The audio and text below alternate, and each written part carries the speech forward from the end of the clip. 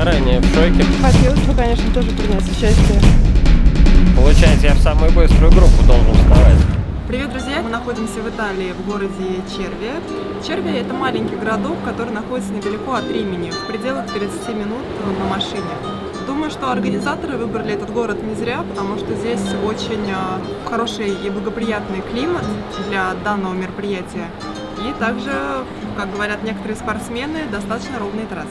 Мы приехали на несколько дней раньше, до соревнований, для того, чтобы в первую очередь акклиматизироваться, во вторую посмотреть трассу, воду, скажем так, море, в котором предстоит Сергею делать его олимпийскую дистанцию. Я, к сожалению, не участвую в олимпийской дистанции по той причине, что мой тренер сказал, еще рановато брать такого рода дистанцию. Но, несмотря на то, что я не участвую в соревнованиях, у меня здесь проходят, скажем так, своего рода сборы. Это плавание и бег. Велосипед я с собой не брала, потому что через буквально несколько недель у меня будут серьезные соревнования, связанные с велосипедом. Пока не буду говорить где, поэтому немножечко дала себе отдых. Бегаю по влажному песку, друзья, босиком. Влажная поверхность – это самая такая благоприятная для ног поверхность, то есть не сухой песок, не мокрый у воды, а именно вот между. Это такая достаточно твердая, но поверхность уже и с амортизацией, и с большой устойчивостью, и по ней очень приятно для ног бегать. Тренируются мелкие мышцы ступни, что очень важно при длительном беге. Тренируются различные амортизационные мышцы голени, что также крайне важно тренировать. И вспоминается момент, что полгода назад, когда я начал занятия триатлоном, я начал их с того, что, находясь на семинаре по йоге в Индии, я попробовал пробежать, сколько же я смогу поработать. Пробежал я 3,5 примерно часа. Это было достаточно тяжело. Сейчас, спустя полгода, после регулярных тренировок, большого желания и занятий с тренером, моя техника значительно изменилась. Ну и вообще выросла и выносливость, и скорость процентов на 30-40 уже. И это здорово, от удовольствия получаешь от бега. И это классно, друзья. Я несколько дней тренировался, в общем, в лайтовом режиме. В сумме, час-полтора максимум это получалось в день, а то и меньше, и очень в спокойном режиме. У нас сейчас небольшая пробежка вот в таком вот очень крутом парке. Мы, честно говоря, о нем узнали только сегодня. И очень приятная здесь поверхность для бега. Это не асфальт, такая очень мягкая. И дышится очень клево, потому что тут такой чистый воздух, очень много деревьев. Хочется увидеть, конечно, белочек, как обычно. Но тут, к сожалению, только шишки.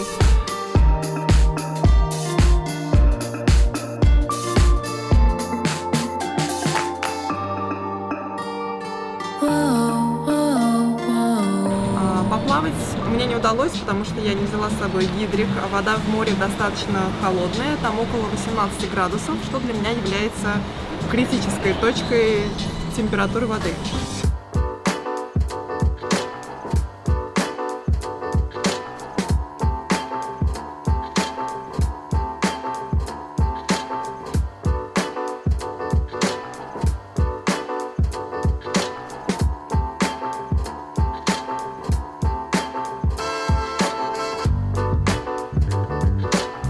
Первый день, 23 числа, была дистанция Ironman. Здесь полная, ее проходил мой тренер.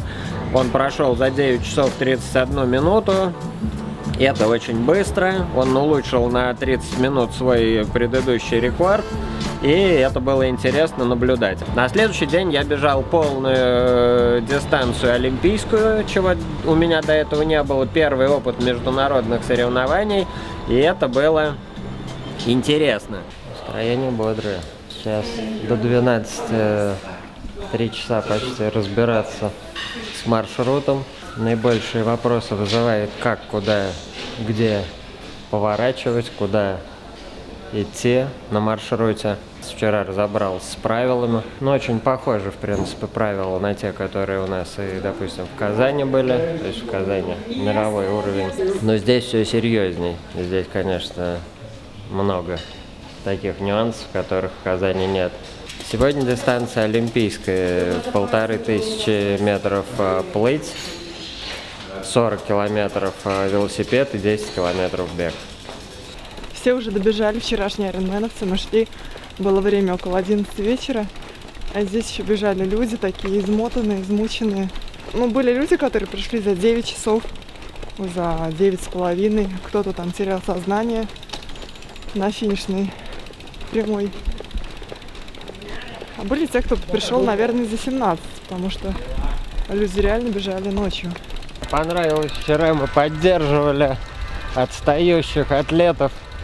Мы шли, а по темноте уже шли люди, которые такие понурые, и их цель добраться до финиша. Мы включали музыку, такую жизнеутверждающую, Эминема, других исполнителей, хлопали им, кричали, подбадривали, и люди начинали бежать снова. Это было очень приятно. Дистанция длинная, мы поспорили с Дианой, за сколько я ее пройду. То есть Диана говорит, что за 3 часа не пройдешь. А я говорю, что за 3 часа пройду. И у нас спор на большой комплекс физических упражнений, кто их будет делать в течение некоторого времени. Поэтому вот задача выйти из 3 часов, пройти быстрее 3 часов. 3 часа 59 минут, то есть 3 часа 59 секунд, крайний срок, который мы обсуждали. Вот. Все завешивали ленточками, чтобы никто не мог проехать или пройти, они поэтому здесь кругом перекрыли много улиц, поэтому многие водители авто тут даже ездили по тротуару, чтобы объехать. Я оцениваю, что велосипед у меня пока наименее изученная часть, то есть пока я в процессе ознакомления. То есть бег и плавание, они на данный момент мне более понятны. А что касается велосипеда, то вот мы сейчас подбираемся к более таким плотным тренировкам. Вот сегодня покажет гонка. То есть так по плану пройти ее всю со средней скоростью 30 км в час. А что получится, это мы увидим. Хотелось бы, конечно, тоже принять участие. Но, увы, тренер сказал, пока рано. Поэтому я только группу поддержки буду кричать громче всех.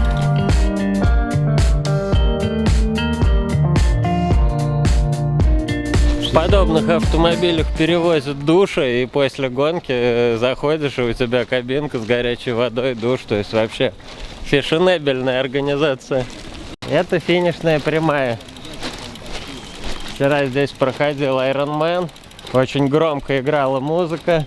Все было живая толпа народу, как на демонстрации. Сначала мы пошли на брифинг. На брифинге был полный зал. Говорили на итальянском языке. Говорили также и на английском.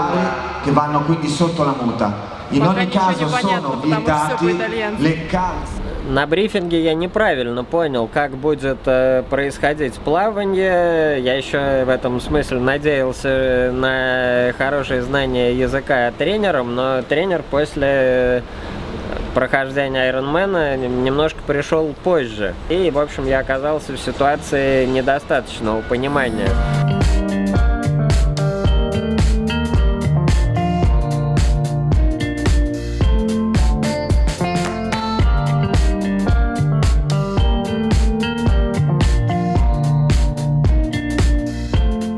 Это зона Экспо. Но Экспо, кстати, не сильно меня впечатлил. Я надеялся, что здесь будет, как мне было обещано, тест-драйв различных велосипедов, а его не было. А так, в принципе, в Казани Экспо было не хуже. Тоже достаточно нарядное. Это вот действующий чемпион Фродена. Он бегает в таком.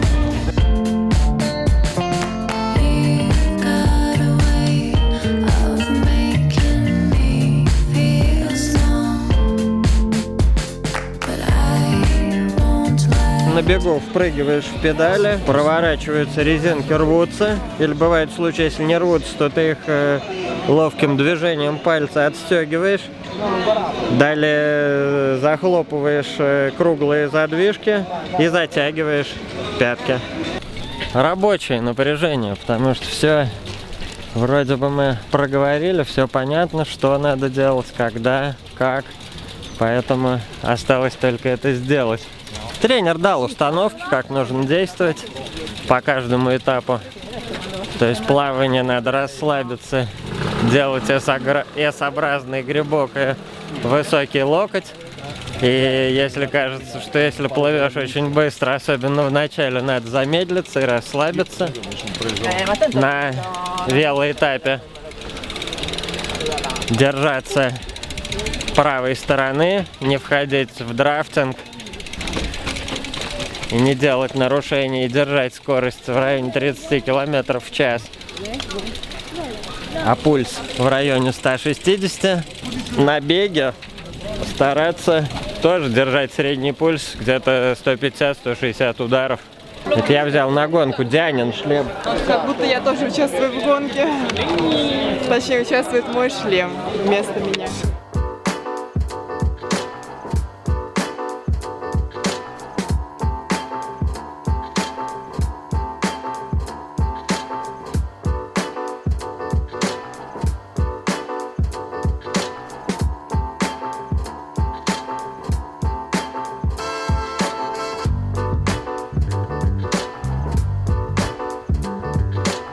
Я думал, такие маленькие сумочки есть только у меня. Они, оказывается, есть вообще у всех. Просто тренер всегда говорит, что надо, чтобы велосипед был как можно легче. А я прикрутил сумочку для того, чтобы мусор от гелей выбрасывать потом в нее, чтобы не получить никаких замечаний.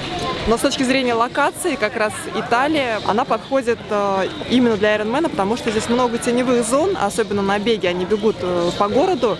И это очень удобно, потому что нету изнуряющей жары. Но с точки зрения велосипеда, говорят, асфальт был наглухо убитый, что многие участники просто пробили себе колеса из-за неровного асфальта. Подготовка к транзитным зонам пройдена. Получил чип. Транзитные зоны около километра, поэтому я уже заранее в шоке, потому что не понимаю, сколько уйдет времени на ее проход. А еще ведь надо переодеться, учесть различные нюансы, типа не перепутать мешки, найти их еще в свою очередь. Транзитная зона длинная, потому что это особенность трассы, то есть она складывается из пути от моря к ангару для переодевания. И так как здесь вокруг ресторанчики, различные зоны отдыха, то между этим всем надо проложить тропинку, что и сделано организаторами, но участникам надо умело не заблудиться на этой трассе, что я постараюсь и сделать. Вчера на Ironman смотрел трансляцию. И там кто-то проходит за 5 минут транзитную зону. Один парень, он прошел первую транзитную зону за 26, по-моему, минут. А лимит на транзитку здесь 30 минут. А я сейчас уже знаю примерно время, которое мне сказал тренер. И сегодня я планирую тренера послушаться и в 25 минут на плавание. Так, что же делать? Не может быть зазор между 26 и... Может, я что-то путаю? И тренер мне сказал что-то другое. Получается, я в самую быструю группу должен вставать. Не, ну можешь встать ради прикола в самую медленную. Выбор стоит, тренер прогнозирует заплыв мой 25 минут. Я вчера проплывал за 28 эту дистанцию. И вот я думаю, встать меньше 26 амбициозно. Или встать спокойно 26-29. Хотя думаю, что на плавании не почувствуется это, потому что это такая маленький зазор, что... Ну, скорее всего, встану, конечно же, в меньше 26, но посмотрим. Вчера на Ironman здесь было каякеров, наверное, человек 10, катеров спасательных около 5, и вертолет, и еще 2 больших судна было. И гидроцикл, по-моему. Я лучше всего, конечно, себя чувствую на плавании и на беге. Велосипед для меня пока малоизученная территория. Для меня удобная получается дистанция, потому что если в Казани мы плыли против часовой стрелки и дышать надо было под как получается под левую руку, то здесь наоборот мы плывем по часовой, и дышать нужно под правую руку, что, в общем-то, для меня удобно, потому что я лучше дышу под правую руку. Поэтому, конечно, в глубине души я замахиваюсь на результат 25 секунд, то есть минут, проплыть эту дистанцию, но как получится, посмотрим, друзья.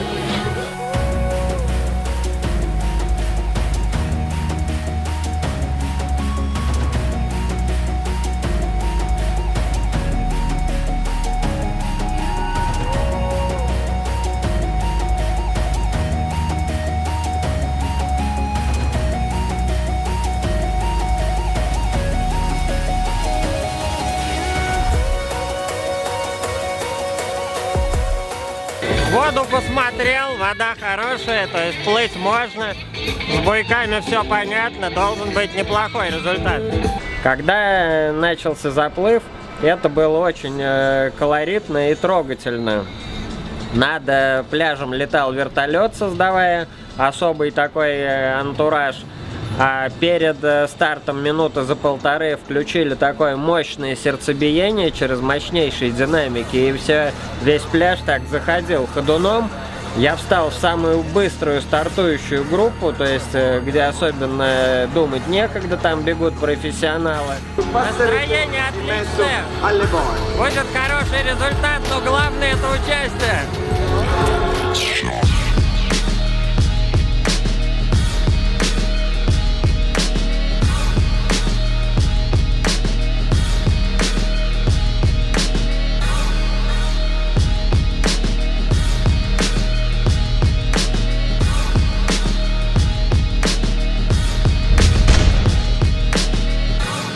Когда все побежали, я увидел, что все бегут не туда, куда я собирался бежать.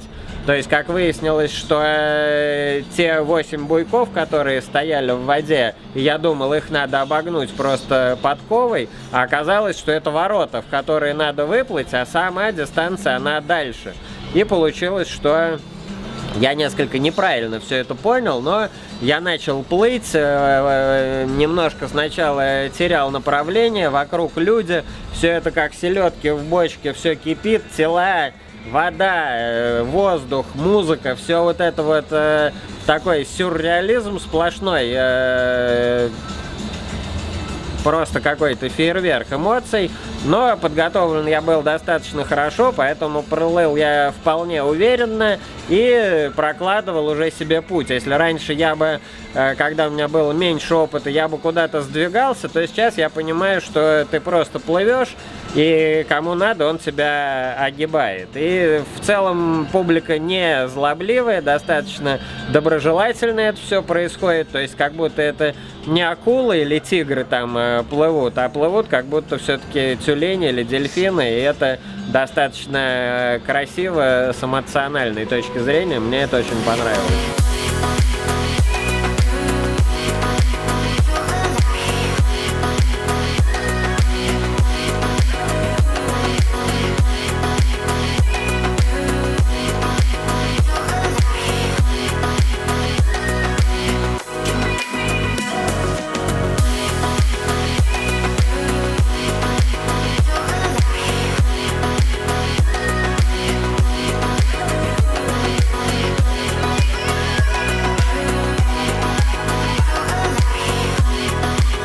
После плавания я побежал в транзитную зону, то есть я помнил, что тренер мне рассказал, что она очень длинная, порядка километра, и что ее можно проходить порядка 6 минут, исходя из этого. Мне казалось, что это невероятно столько проходить транзитную зону, потому что до этого у меня было представление, ну, в районе минуты транзитную зону надо проходить. Но я выбежал, побежал и увидел, что она действительно длинная. Пока я бежал, я снял гидрокостюм, съел гель, одел велошлем, велоочки, шлем застегнул, впрыгнул в велосипед и покатил. То есть так прошла транзитная зона, она заняла у меня 4 минуты и 50 секунд. Далее я впрыгнул на велик и покатил. Достаточно резво, как мне казалось, но тут у меня была встреча с неожиданностью, потому что меня здесь обгоняли все. Люди маленького роста, высокого, толстые, худые, молодые, старые, женщины и мужчины, обгоняли меня все. Я как-то всего обогнал пару уж очень усталых женщин, из которых одна потом все равно меня как-то догнала, перегнала. Но на самом деле это успех, а не поражение, потому что, во-первых, я понял, насколько я слаб на велосипеде на фоне других. Во-вторых, я понял, что, возможно, велосипед у меня не подходит. Конечно, тут можно вспомнить о танцоре, которому что-то мешает, не без этого. Но и с велосипедом тоже, думаю, надо поработать, потому что у меня велосипед с таким прогулочным амортизатором, и это, я думаю, совершенно ненужная опция на гонке. Гонка проходила по колоритным средиземноморским улочкам Италии, а большая часть ее проходила по похожим на наши российские степи местам, прерываемым небольшими водоемами, какие-то деревушки показывались. И, в общем-то, я проехал почти, как мне давал установку тренер. Я должен был проехать за час 20, проехал за час 25. Когда спрыгивал с велосипеда, я ногой сшиб засидельную фляжку, разбив кронштейн ногой, и хотел бежать дальше, не обращая на это внимания, экономя драгоценные секунды, но маршалы состязания меня остановили, сказали: уберите за собой, молодой человек. Таким образом, я потерял где-то секунд 20 на уборку, но все равно пронесся как тайфун или смерч по этой транзитной зоне очень быстро. За минуту 58 я прошел эту транзитную зону и выбежал на бег. На бегу я чувствовал, что первый километр я немножко как бы отдышиваюсь, и посмотрел на свой Garmin, за сколько я его пробежал. Это было 4:40, то есть это очень хороший для меня темп. То, что быстрее 5 минут, это пока для меня хороший темп.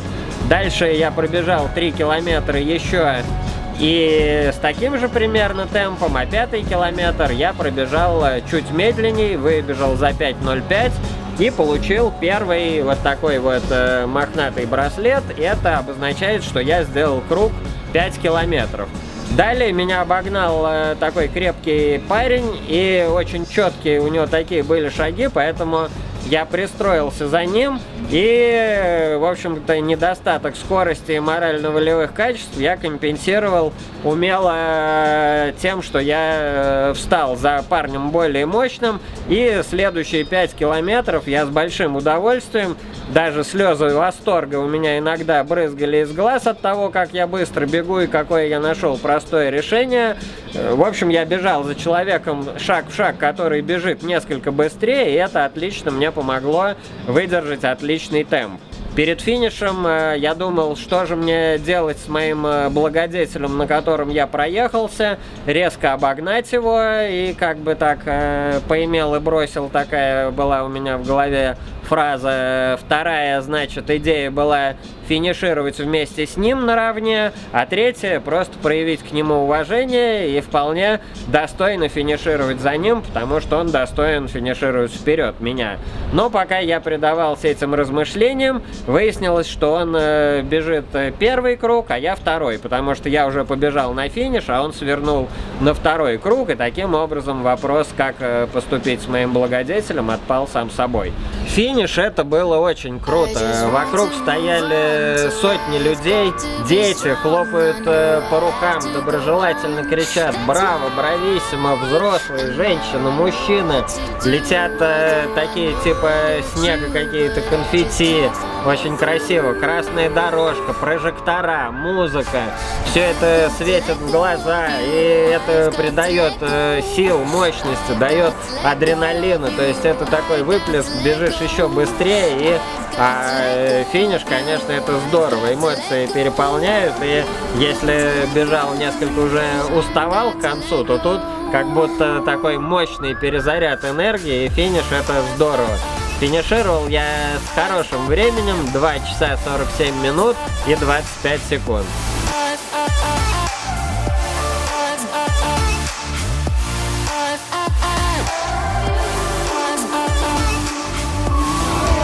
целом позитивно. На плавание неправильно абсолютно. Я понял траекторию движения, на этом, конечно, что-то потерял. На велосипеде была встреча с неожиданностью. Оказалось, что я очень слабый, хорошо проплыл, но на велосипеде меня обгоняли все. На беге я очень доволен собой. Я понял, что у меня для бега есть потенциал. Но в целом очень позитивное впечатление. Я очень доволен, потому что видно, где слабое место, это велосипед. Будем над ним работать.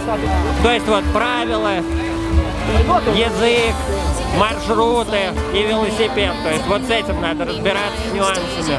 А бег и плавание вполне неплохо и конкурентоспособно. Скажу тут о мудрости тренера. Я не знал, за сколько я пройду гонку, а тренер сказал, что ты ее пройдешь за 2 часа 45, 2 часа 55. Я подумал, как он так посчитал?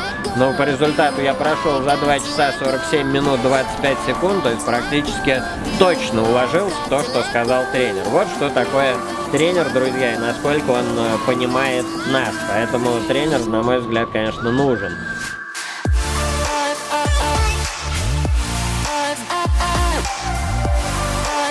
Ну вот и подошли к концу наши очередные соревнования, точнее соревнования, которые проходил Сергей. Мы завтра возвращаемся домой. Спасибо, друзья, что смотрите нас. Подписывайтесь на наш канал, ставьте лайки, задавайте вопросы и до новых встреч. Пока-пока.